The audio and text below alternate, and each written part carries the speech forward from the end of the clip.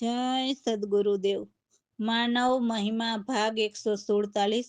તો હે માનવ, પરમાત્માના જ્ઞાની કહે છે, જે જીવને આત્મકલ્યાણ કરવું હોય તેને મનના મતા ઉપર ચાલવું નહીં. અને પરમાત્માના જ્ઞાનીઓ પણ કહે છે કે મન લોભી, મન લાલચી, મન અભિમાની. આવું પરમાત્માના જ્ઞાનીઓ કહે છે. તો આનો ઉપાય? તો તે પણ કહે છે કે મન જાય તો જાને દે, પણ તું તેની પાછળ દેહને ઊભો નહીં કર. કારણ કે મન દેહનો આશરો લઈને જીવને કર્મ કરાવે છે. અને તે પણ જોજો, મનને આવીને ગયા તેની વાત કરનાર મનને બહુ ગમે છે. અને પ્રગટ પ્રભુની વાત કરનારની વાત મનને રૂચતી નથી.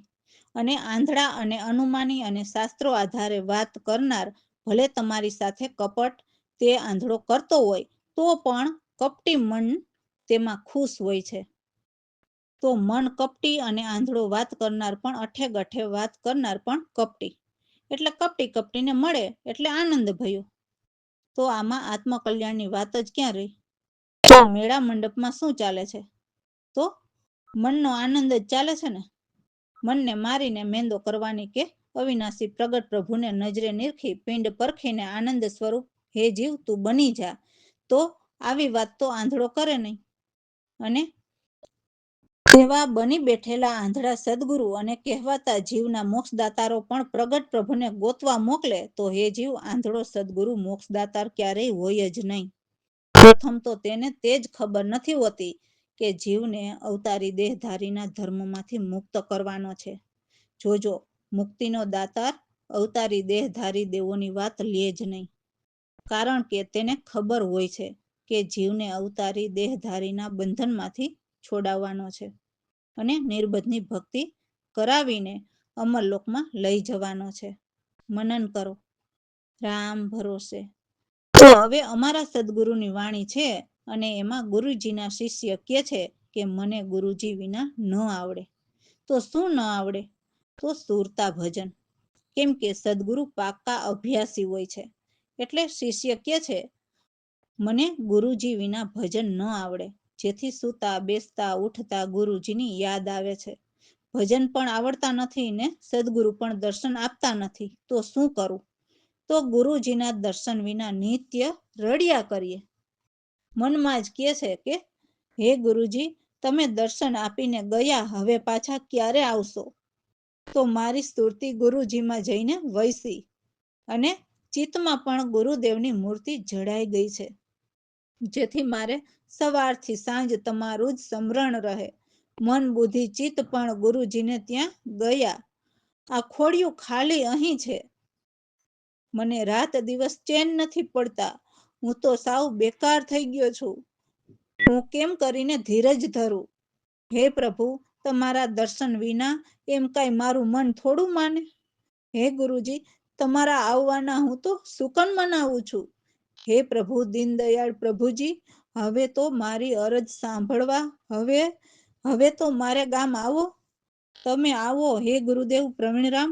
હું નિત્ય તમારી આરતી કરું. તમારી ગતિનો કોઈ પાર ન પામે એવા તમારા ગુણના ગાન ગાવ. જય સદગુરુદેવ. હે ગુરુ દેવ વિના મને ન આવડે. ગુરુજીની યાદ ઉઠતા બેસતા જાગતા સુતા. હે ગુરુ દર્શન વિના રહ્યા ને તરોતા. ગુરુજી ગયા પાછા ક્યારે આવશો? ગુરુ દેવ વિના મને ન આવડે. જઈને વસી ગુરુમાં સુરતી. હે ચિત્તમાં જોડાય ગુરુદેવની મૂર્તિ. એ સ્મરણ રહે મારે સવારે સાંજે. હે ગુરુ દેવ વિના મને ન આવડે. એ મન બુદ્ધિ ચિત્ત ચાલિયા ગુરુજીને લાગરે. એ દિવસ રાત ચેન ના હોય ગયા બેકાર રે. એ ધરું કેમ ધીરજ મન મારું મથાડે. હે ગુરુ દેવ વિના હે ગુરુજી આવવાના હું તો સુખ ન મનાવું. દીન દયાળ પ્રભુની અરજ સાંભળવા રે, હવે તો પધારવું મારે ગામ રે. હે ગુરુ દેવ વિના મને ન આવડે. હે ગુરુ પ્રવીણ રામની કરું નિત્ય આરતી. હે તારી ગતિ નો કોઈ ન પામે પાર રે, ગુરુ દેવ વિના મને ન આવડે. રામ ભરોસે.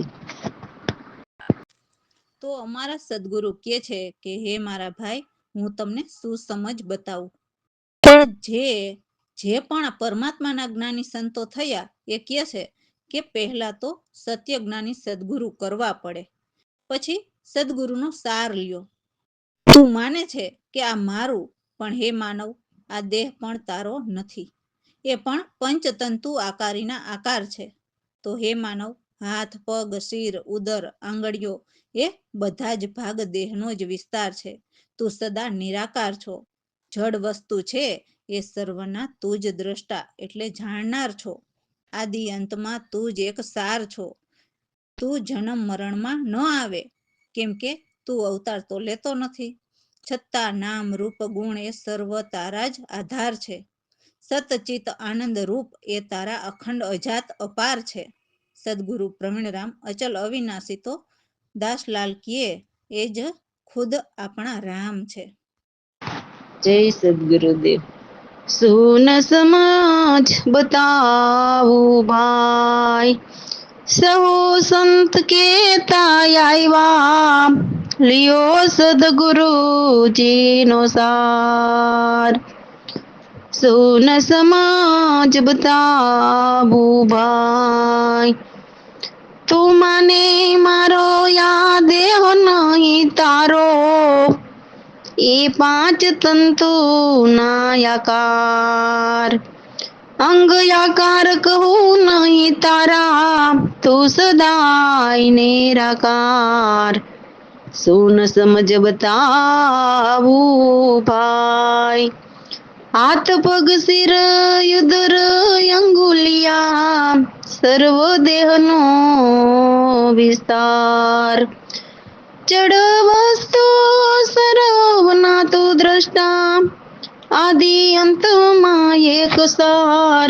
સુન સમજ બતાવું ભાઈ, જન્મ મરણમાં તું ન આવે, નહીં લેતા અવતાર. નામ રૂપ ગુણ તારે આધાર, તું છે નિત્ય નિરાધાર. સુન સમજ બતાવું ભાઈ, સતચિત આનંદ રૂપ રે તારા, અખંડ અજત અપાર. પ્રવીણ રામ અચલ વિનાશી, દાસલાલ કહે તે ખુદ આપણા રામ. સુન સમાજ બતાવું ભાઈ. રામ ભરોસે. હે માનવ, તારે રામ નામ જેટલા કમાવા માંગે એટલા રામ નામ કમાઈ લે, પણ આ ખોટી દુનિયાના ખોટા ધંધા છોડ, કેમ કે તને એ પણ ખબર નથી કે તારા દિલ મેલા થઈ રહ્યા છે. તો એ દિલ પરના મેલ ધોવા માટે પ્રભુના નામનું સાબુ લગાવ, તો જ દિલ સાફ થશે. તો એ સાબુ એટલે રામ નામનું સ્મરણ, કેમ કે શુદ્ધ થવું હોય તો રામ નામ જ સાચા છે ને. એટલે રામ નામના સાબુથી દિલને જેટલું ધોવાય એટલું ધોઈ લ્યો, કેમ કે મેલથી ભરાયેલું તારું દિલ કાચું જ થઈ ગયું છે. તો જ્યારે તારું દિલ પાકે ત્યારે સદગુરુને રીઝવવા, એટલે દિલમાંથી અજ્ઞાનના મેલ જો નીકળી જાય તો સત્ય જ્ઞાન દિલમાં ઠહેરાય ને. એટલે ગુરુજીને રીઝાવીને પરમાત્માના જ્ઞાન મેળવીને જેટલું પ્રભુના રંગમાં રંગાવવું હોય એટલું રંગાઈ જાવ. પછી સદગુરુ કહે છે કે જ્યારે જ્ઞાનના રંગ પાકા લાગે ત્યારે સમજવું કે હવે નહીં જ જઈએ દ્વારકા કે નહીં જઈએ મક્કા, કેમ કે સદગુરુના ચરણોમાં જ છે બધું. તો એ સામે જ છે એમ સદગુરુ કૃપાથી જોઈ લીધા અમે. અને સદગુરુ કૃપાથી દિલમાં પણ દિલાવરના દર્શન કરી લીધા. એટલે જેટલા દર્શન કરવા હોય એટલા સદગુરુ શરણે રહીને કરી લ્યો. સદગુરુના ચરણોમાં જ બધું છે. હે માનવ, તો એ જ છે જે ઘટે ઘટમાં જ તારા નિજ રૂપ છે. તો સદગુરુ પ્રવીણરામ દ્વૈતના પડદા હટાવે છે. તો સદગુરુ કહે કે તારે જેટલા હટાવવા હોય એટલા હટાવી લે. જય સદગુરુદેવ. રામ નામ સાચા કમાય લે રે, જેટલું કમાવવા માગે. સોળ સારી દુનિયાના ધંધા રે, તારા દિલ થઈ રહ્યા મેલા.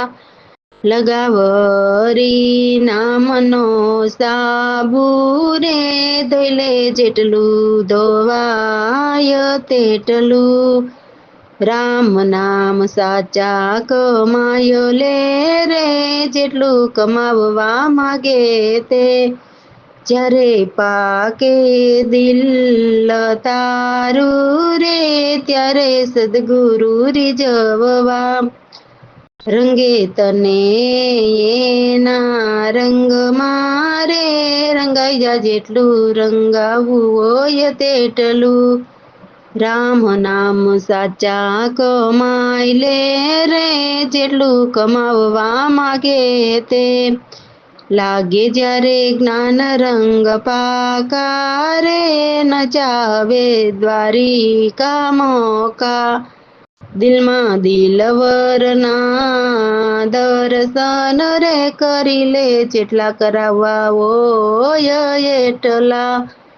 રામ નામ સાચા કમાય લે રે, જેટલું કમાવવા માગે તે. લખો ઘટ ઘટમાં એ જ રે, તારું નિજ રૂપ રે તે. પ્રવીણ રામ બેઉના પડદા રે, હટાવી લે જેટલા હટાવવા હોય તેટલા. રામ નામ સાચા કમાય લે રે, જેટલું કમાવવા માગે તે. રામ ભરોસે. તો સદગુરુ કહે છે કે સાંભળો નિશ્ચય અમારા, જેમાં જરીએ પણ ભૂલ નથી. જન્મ મરણ કે શરીર નથી, તો ખાય પીવે પ્યારા. એમને હરખ શોક વ્યાપે નહીં, તો પછી આસ્થા શેની રાખે. અને બુદ્ધિના પણ શું બખેડા હોય. બુદ્ધિના બખેડા તો માનવને હોય, મારું તારું ને માન અપમાન કે અભિમાનના. પરમાત્માને કોઈ બુદ્ધિ બખેડા નથી કરતી. બખેડા તો બધા મનના છે. જે ચામડાને ગરમી ઠંડી લાગવી એ અભિમાનની ધારા છે. જ્યાં આવન જાવન સૂક્ષ્મ દેહના જે પાપ પુણ્યના આભાસ પ્રસાર છે. એટલે જ કરતા ભોગવતા બધા જ બંધ મુક્તિ સંસ્કાર છે. સ્વર્ગ નર્ક સંકલ્પ કરીને જ ભોગવે છે. જે બધો માયાનો જ વિસ્તાર છે. અને માયાથી પર આત્મ ચેતન છે. અને એ એક સ્વરૂપ પરમાત્માના છે. સદગુરુ પ્રવીણરામ એ પંચમ વેદ પુકારે, એટલે ચારેય વેદ તે દેવોના છે. અને એથી પર પંચમ વેદ પરમાત્માના છે. એને પુકારે છે કે સમરણ કરે છે. તો દાસલાલ સદગુરુના શબ્દો સમજીને ભવપાર ઉતર્યા. રામ ભરોસે. જય સદગુરુદેવ. સાંભળી લે નિશ્ચય મારા, જે માનતી ભૂલ જરીએ. જન્મ મરણ શરીર ના હોય, ખાય પીએ પ્યારા. હરખ શોક મનને વ્યાપે, આસ્થા બુદ્ધિ નાય બખેડા. સાંભળી લે નિશ્ચય અમારા, શીત ઉષ્ણ ત્વચામાં ધરશે, સુખ અભિમાની ધારા. આવન જાવન સૂક્ષ્મ દેહના, પાપ પુણ્ય આભાસ પ્રચાર. પાપ પુણ્ય આભાસ પ્રસાર, સાંભળી લે નિશ્ચય અમારા. કરતા ભોગવતા જીવ સૌ બંધન મુક્તિ સંસ્કાર.